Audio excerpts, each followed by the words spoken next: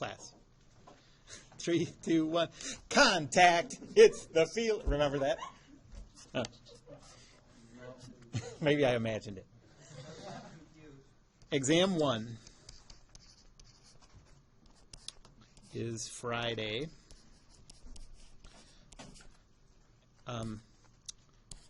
And the topics are basically up through principal stresses and maximum shear stresses.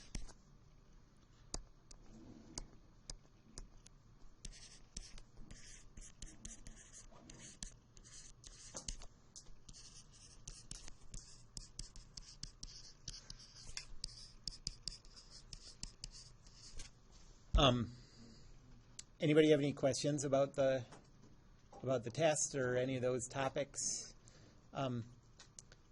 Anybody have any questions about any of the assignment questions on principal stresses or anything like that? Nope. Okay. Well, so we're basically now done talking about what stress is and the relationship between stress and strain.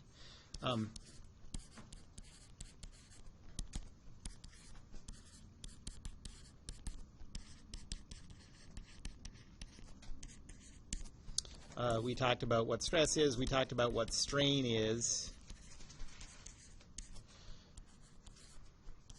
And we've covered the relationship between stress and strain.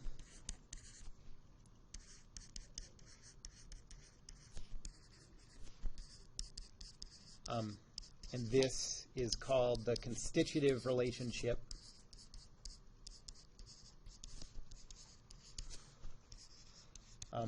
Like it's how the material is constituted. You know, that's where that root comes from.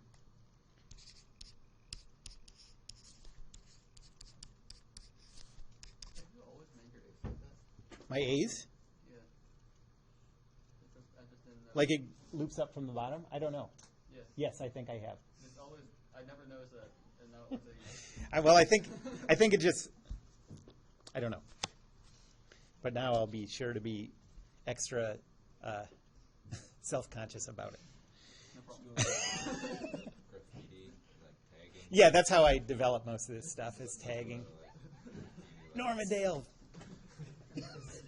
Normandale physics. Yeah.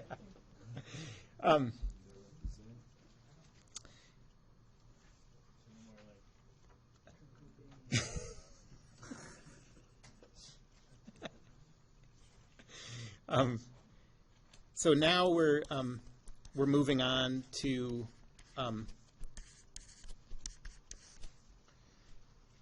how stresses develop under certain loading conditions. So we've been talking about what stress is, how to go from the stress to the strain, and vice versa. Now we're going to actually calculate stress in engineering applications. Let's say how they're developed for given objects under given loading conditions.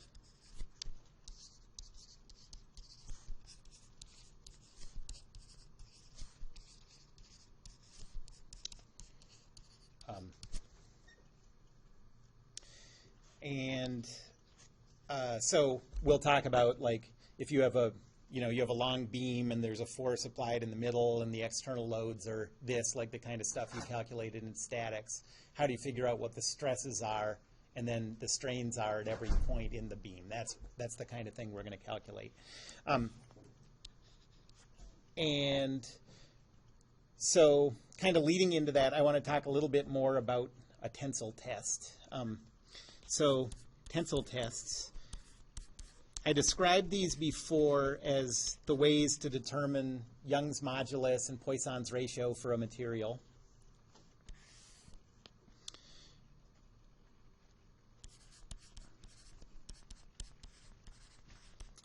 So I mentioned that's how you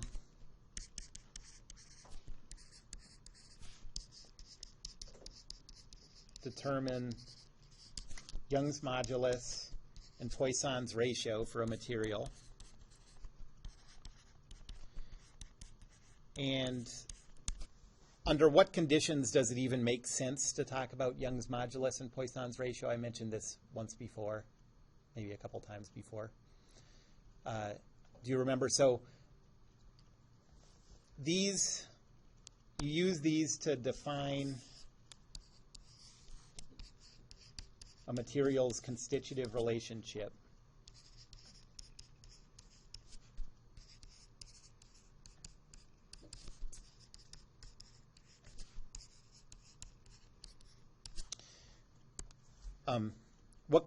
What are the material requirements for, so that constitutive relationship is the compliance matrix or the stiffness matrix. So yeah.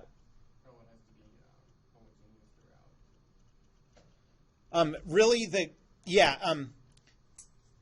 I suppose homogeneous, I mean, since this constitutive relationship holds point by point, you know, in a way, really the only thing that matters here is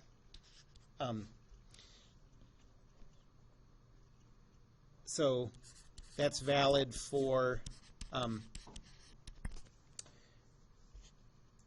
first materials. This kind of goes without saying, materials that are linear elastic.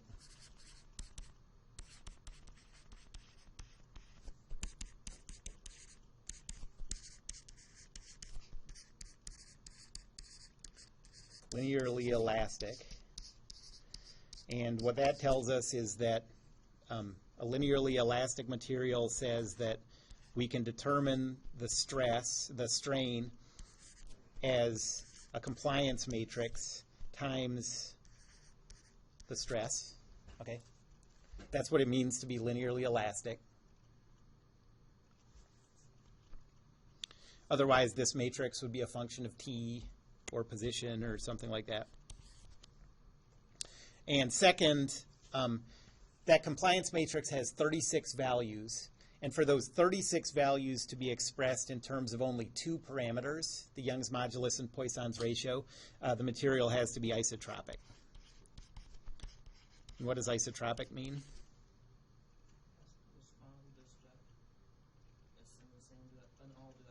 That's right. Yep, all material behavior is the same in all directions. Okay, so in that case, Young's modulus and Poissons ratio are all you need to come up with a compliance matrix. And you can get those values. You know, we've done at least 2 times in assignments. I've given you like values from a tensile test and said, okay, calculate Young's modulus and Poissons ratio. Remember? And you only need a single instant to do that. But these tensile tests don't tend to be done at a single instant. They tend to be done starting with a small load and applying bigger and bigger loads as this material stretches out until the thing breaks apart.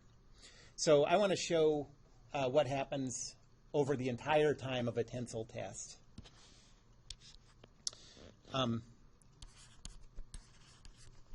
So Young's modulus and Poissons ratio are calculated at a single instant during a tensile test.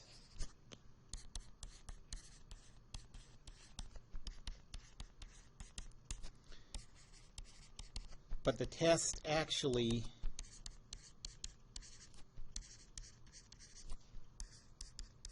starts with the sample unloaded.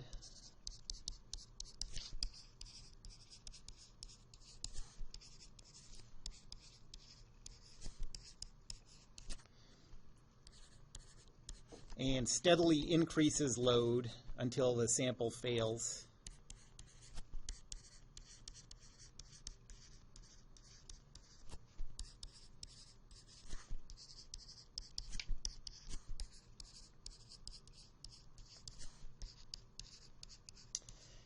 And the results are shown on a stress versus strain graph.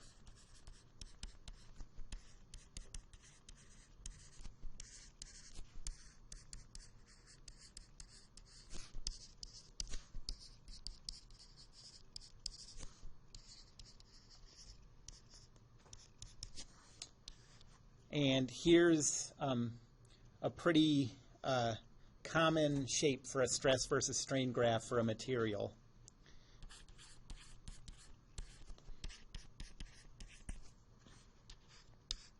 Okay, so there's the strain axis, there's the stress axis, and we're just looking at the axial. So let me draw. So there's your sample, and it's held by clamps at both ends.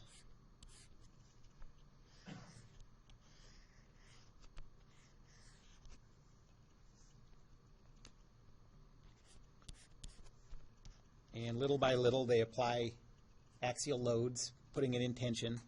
That axial direction is what we're going to call the x-axis, and the other one we can see we'll call the y-axis, not the x-axis again.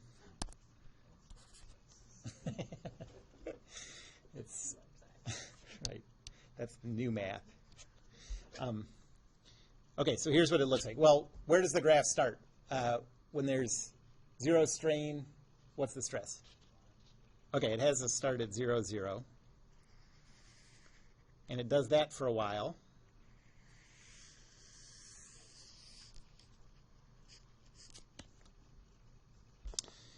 And so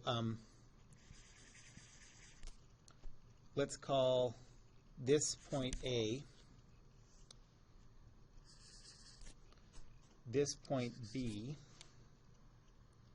and this point C.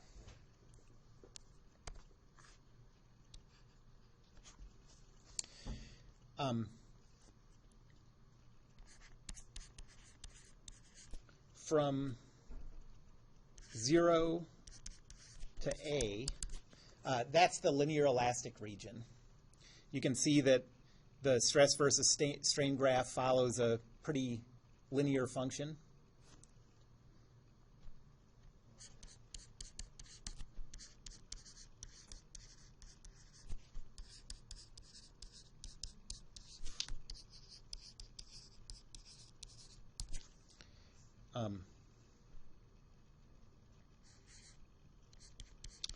So the axial stress versus the axial strain is approximately a line.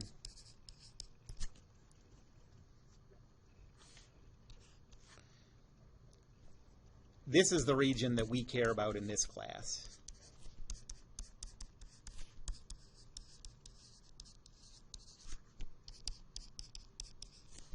And it tends to be the region that any kind of analysis of engineering materials cares most about, because when you get outside that region, damage happens to the material. Sometimes that's built into engineering plans, but often you want to stay below that. What? Like you don't load it beyond point A. That's right. Most often in engineering applications, you don't want to load it past, you don't want a material to be loaded past A.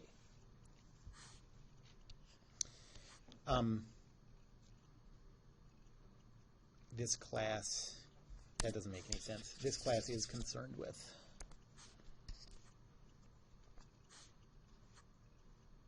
for studies.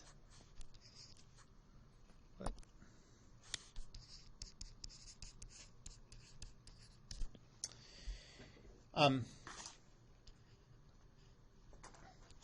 at the point A,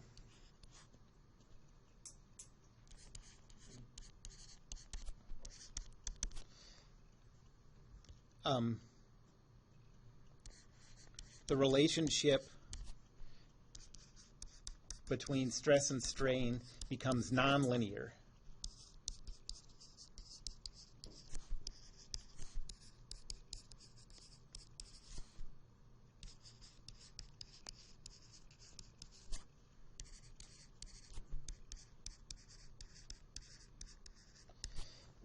You can see that on the graph you start to have a curve. Yep, question? Wouldn't the axes need to be kind of switched so stress would be the bottom and strain would be y-axis? You could do it either way. But this is the way people usually do it. For us, it's kind of the way we've been talking about it. It's sort of more natural to think of strain being a function of stress. But this is how people plot it, so I'm not going to go against that.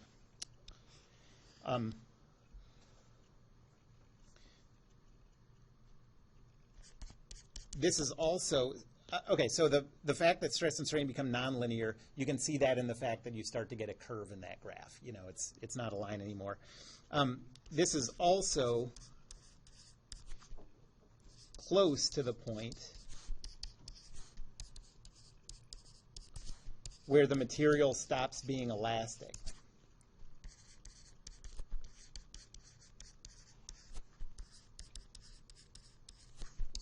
Now those aren't, there's no reason that those have to be the same point. It's just in practice they tend to be. Some materials have a bigger difference between those two and some have a smaller one. But I'm going to treat that like it basically happens at the same time. It stops being elastic. Up until A, you're loading this material. If you remove the load, the material will go all the way back to its original shape. Okay? It's perfectly elastic. You smush it, you remove the load, and it pops back to where it was. So, in other words, for strains past the point A,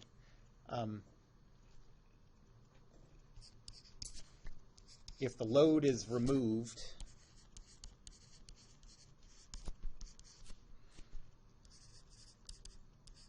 the material retains some permanent deformation.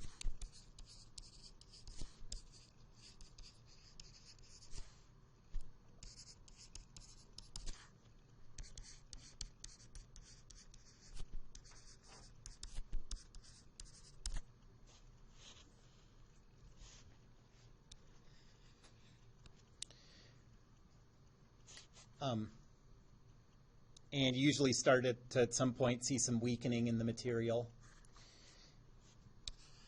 Then between points B and C,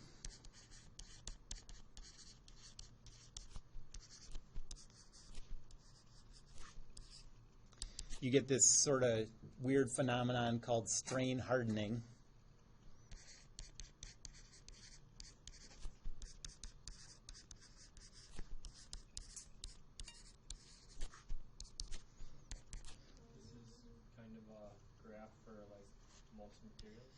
Yeah, most engineering materials, yeah. They'll have the different materials. Obviously, these values will happen at different places.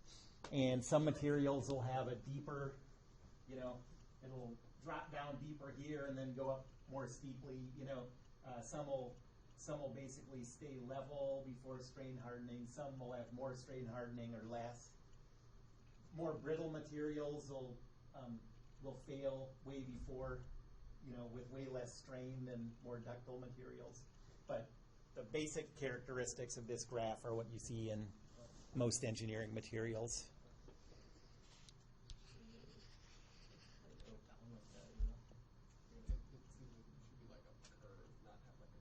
Yeah, I know. It does seem really weird, but it happens. So in a way, like the dip doesn't seem as weird as the fact that all of a sudden it starts being harder to deform again.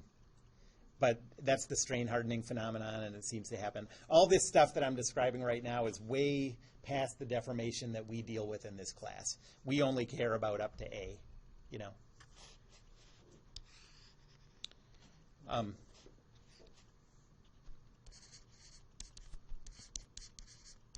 the material becomes harder to deform again. Shouldn't this be between A and C?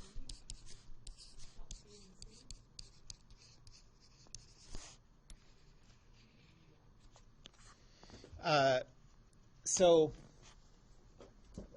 after A, the graph gets nonlinear, you start to get a curve, and then it starts to get a little weaker. It gets easier to deform. And then B is where all of a sudden, seemingly out of nowhere, it starts getting harder to deform again. So that's the region, that's the start of the region called strain hardening. And then C is the material just breaks apart. It's very loud.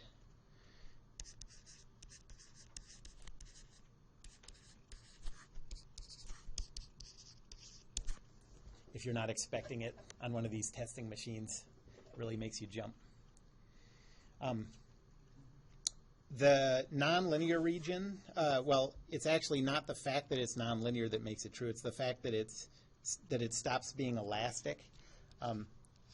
That also is called plastic deformation. And in some engineering applications, you expect the material to become plastic because it, I don't remember what cases you use that, but there are some applications where you actually, you're going to stress a material past its linear point, past its elastic point, and you're going to purposely bring about that plastic deformation, that permanent deformation.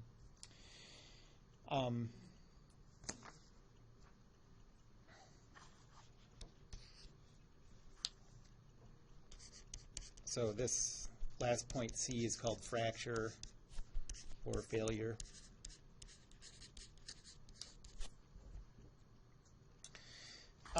And one thing you have to think about with these tensile tests, this is a deformed over a pretty big range. And in this class, one of our main assumptions is that all the deformation stays small. So one issue you have to think about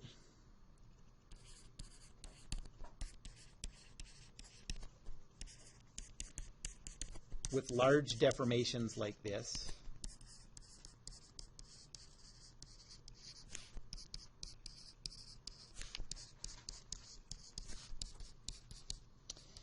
is whether you're going to calculate strain using engineering strain or true strain.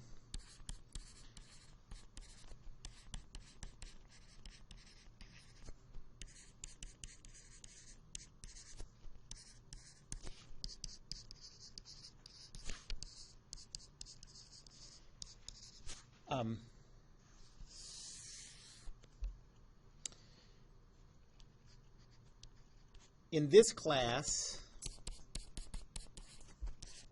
all of our deformations are small.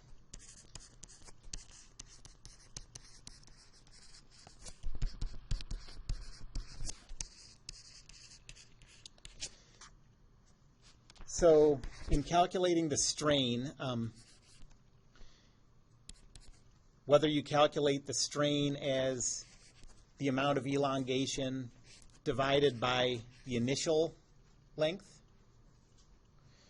or whether you calculate it as the amount of elongation divided by the instantaneous length, those are about the same.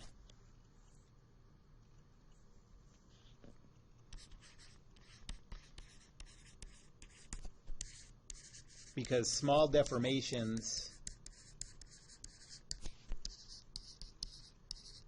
means that the initial length is about equal to the instantaneous length.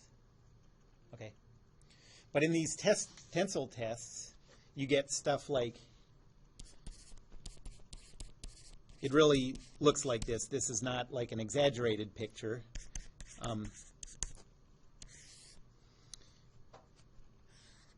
Early in the deformation, you have something like this.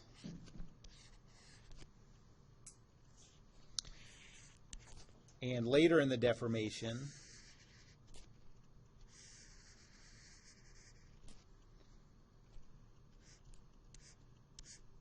you have something like this, where the length is changed enough to be easily seen by the eye.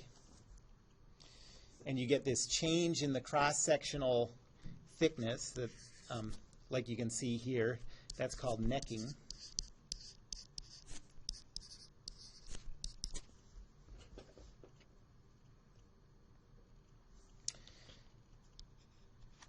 And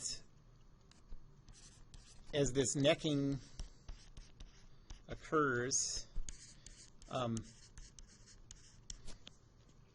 the initial length, gets to be quite far from the instantaneous length. In this case, if we're talking about our x-axis being in the loading direction, the y-axis this way,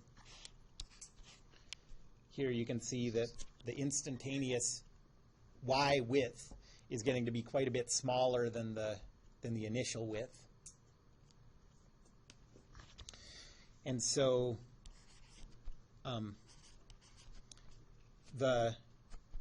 if you're calculating the YY strain, the elongation in the y direction divided by its initial length gets to be pretty different from the elongation divided by the instantaneous length.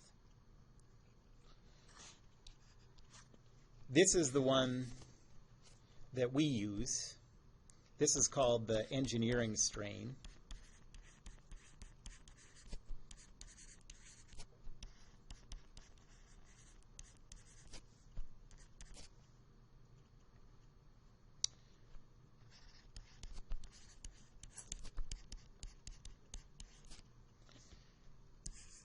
And this one, where you're dividing by, at every instant, you're dividing by the instantaneous width, is called the true strain.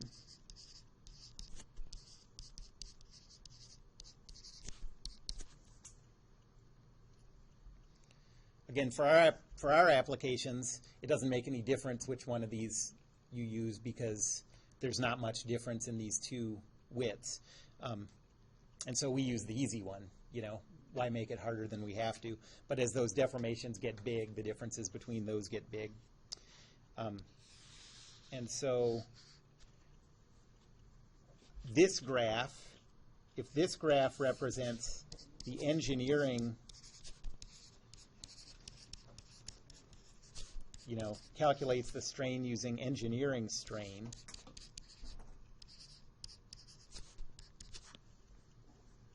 up until somewhere around here, if we were calculating the stress-strain graph using the true strain, they're going to be basically the same. They won't look much different. But what's going to happen as the deformation gets bigger with using the true strain instead of the engineering strain? What's going to happen to the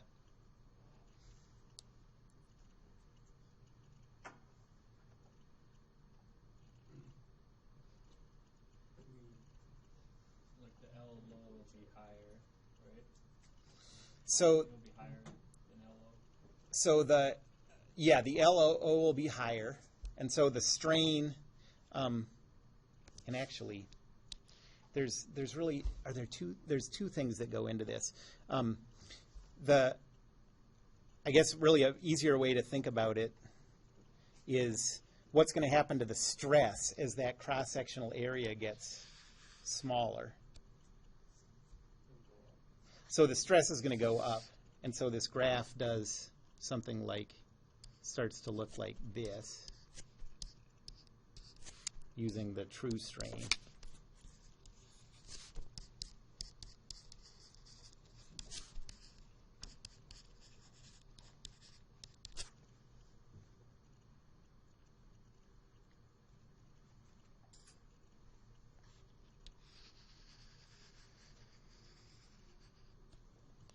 Okay, so that's a summary of what you see in a tensile test, the difference between true strain and engineering strain. Anybody have any questions about that? No, we can just kind of, now that we know it, you don't worry about it anymore, kind of? Yeah, in this class, you don't have to worry about it. But this is stuff that's going to come up when you take material science. And I guess the thing that I wanted to point out is that, the calculations we're doing in this class are confined to a pretty small section of the amount of deformation that this material can take before it breaks. We're down here in this class, but all this stuff happens up here, and there are other classes where you'll have to worry about that kind of thing.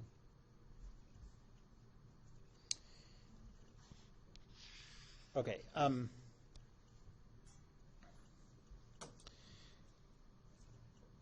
As we go on to calculating the stresses that occur in a chosen material and a chosen loading, there's one tool that's going to be really useful for us, and that's called Saint-Venant's principle.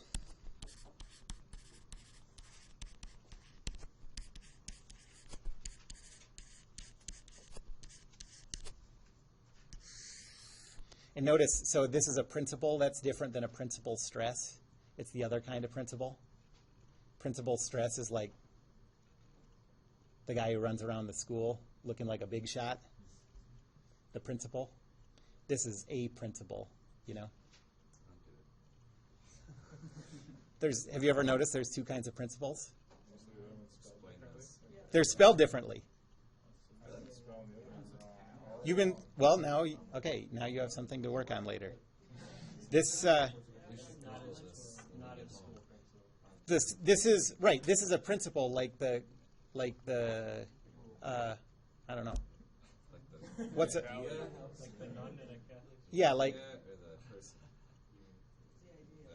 so there's one principle, like, this is a key principle, you know, that's what this is. The guy who runs the school is a key principal. No. Okay. We should not get into linguists. Okay, so here's how you tell the difference. Here's how you tell the difference.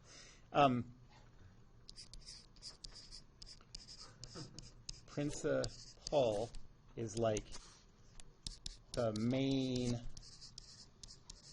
whatever, okay?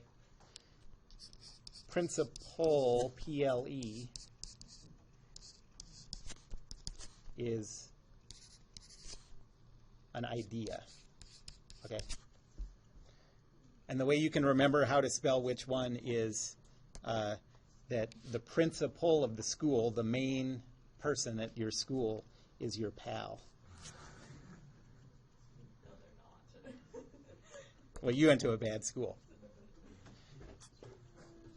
So like the principal stress is like an ideal. Yes, it's the main stress, the coolest stress. Oh, So it's like, Wait, so principal stress is P-A-L? yes, I've been writing it down wrong this whole time. okay. You guys have a lot of editing to do this weekend. This is the other kind. Okay, anyways, this is an idea, Saint-Venant's idea, his principle. Says that in any stress-strain problem,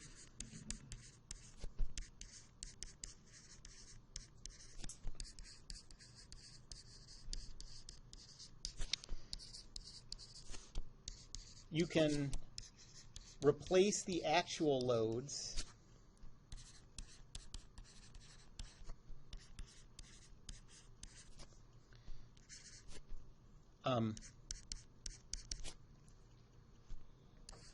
with an equivalent set of loads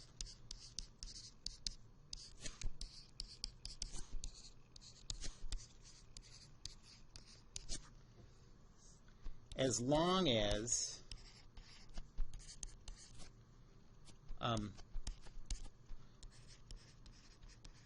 your calculations are not too close to the loaded surface.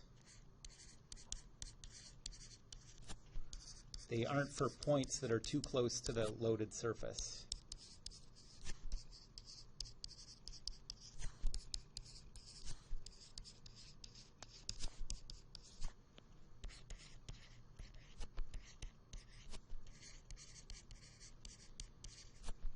And how close is too close? You know, this is just, it's not a strict mathematical thing, but this is a good guideline.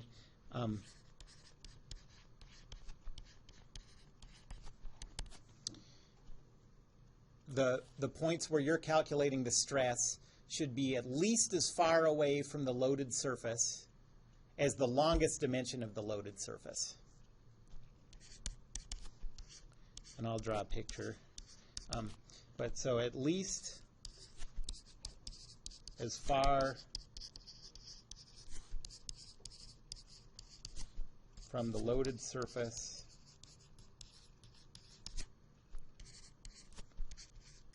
as the longest dimension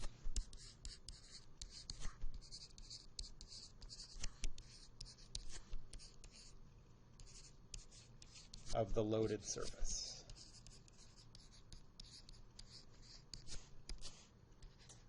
Okay, so for example, any questions yet? Seems like that might be impossible sometimes. Sometimes it is, you're right. Okay. The place that it's most useful is in long beams, where you have loads happening at the ends. So if you have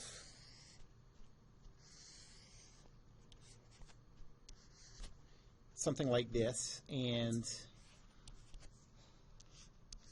your loads are applied there,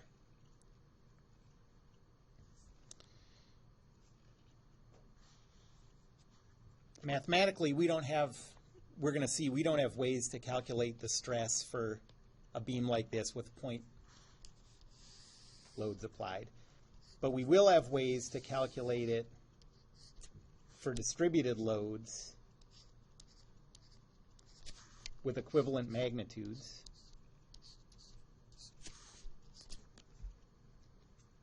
Okay? And as long as we ignore what our calculations say about all those points and about all those points, the calculations that we get with this approximation are going to match really well with what really is happening.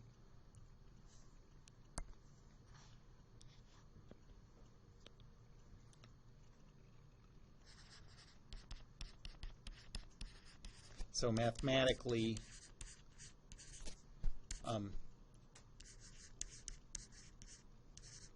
replace these loads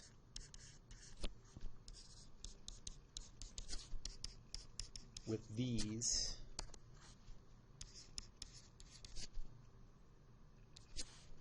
and then ignore your results in the red region.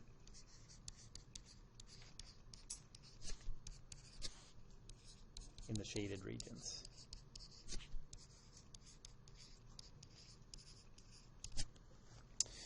So that picture, the red, on the right picture, the red and the arrows are inside of the beam, right? No, They're outside of the beam. those loads are supposed to be outside. You know, that's So the red is the red is just the end pieces. So like if this is a circular cylinder, this red, take the diameter of that cylinder, that's the longest dimension of the loaded surface, and go that far away from the end, and then you can trust all this stuff. But if you try to use this approximation to calculate what's happening here, you'd be way off. Okay, so we won't be able to do any calculations near the loads. Near the loads, there's stress concentrations. You get stress concentrations.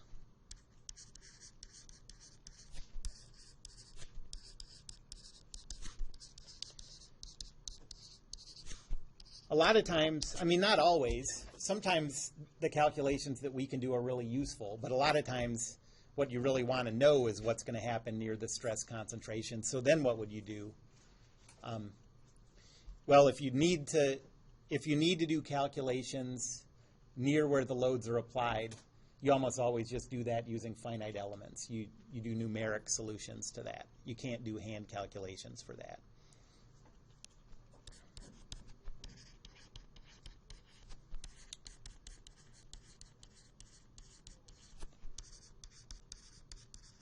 In some cases, you can do really complicated math to figure out what's going on near the loads, and do a hand calculation. But in practice, nobody does that except people who like sort of mathematicians do that kind of thing. But there's no company hiring mathematicians to do hand calculations like that. You just use finite elements. If you need stresses near the loads, you use finite element analysis.